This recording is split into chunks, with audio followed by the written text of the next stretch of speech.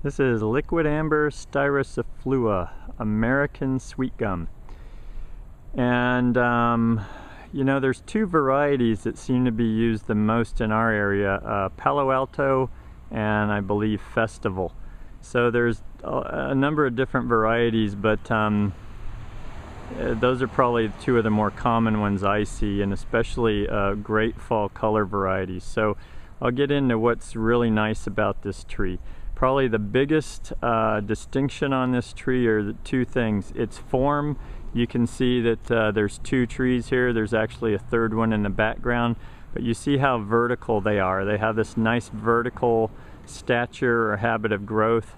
Those are probably only 10 to 12 feet wide, but they're 30 feet plus tall. And so they really look nice in groves or in groupings like you see here. Secondly, probably the best fall color tree, hands down, and in a reliable fashion. We're in the Bay Area in California, in a hot inland valley, and we only get in the high 20s to low 30s during the winter, but these still in fall produce quite a show, and it's really impressive.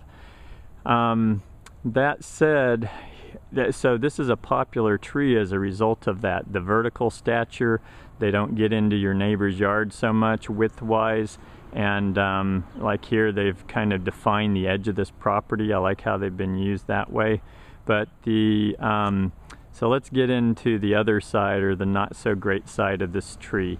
Probably has the singular worst root system I've ever encountered. If you ever look underneath a mature grouping of these, I'll take a look and see if these are doing what I'm telling you about. But if you ever try and get in and do any additional landscaping around these trees, the roots are so intense, so shallow,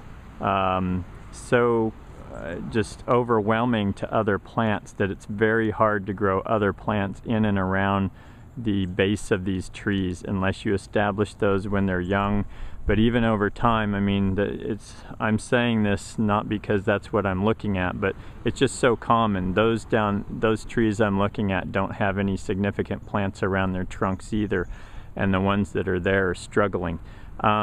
Because of that, the root system just literally strangles out other plants. Secondly, that becomes a real problem for any paving, lawn, anything like that. So these trees really don't like company, I guess is what it boils down to. Their roots are really a headache.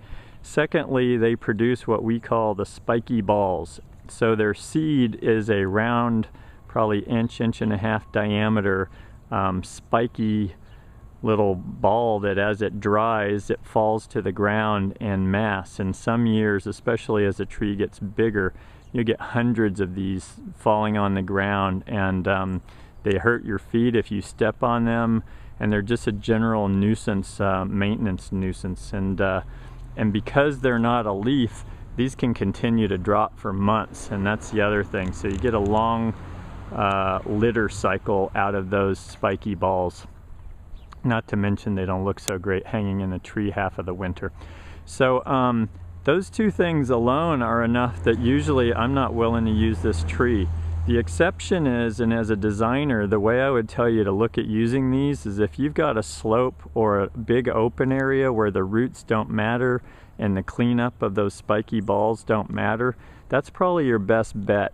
Or you've got a larger residence and at the back of the property you want some vertical interest and some great fall color, I'd say that's the way to use these and enjoy them, is keep them away from where people are, where you would have to maintain them, and put them far enough away to where you can also enjoy that nice form. I've seen these paired with redwoods. I've done that myself years ago, and they're beautiful next to redwoods because of the dark color of the redwood with the fall color of this tree.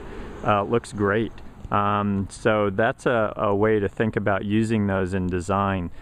What to avoid, I've already said, is keep them away from paving, lawns, and tight areas where you're trying to, and also other planting areas. If you're going to put these in at all, just know that long term other plants probably aren't going to survive. The best plant around this for me is Vinca minor, or some very wiry, easy to grow ground cover underneath them that can take some shade as these mature.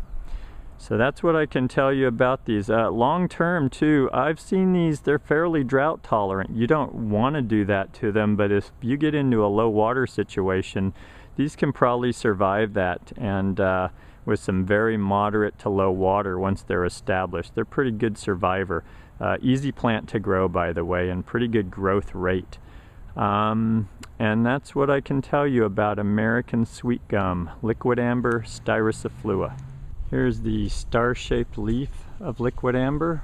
Beautiful leaf, very interesting shape, nice star shape. By the way, here are the seed heads before they dry. You see that kind of spiky shape?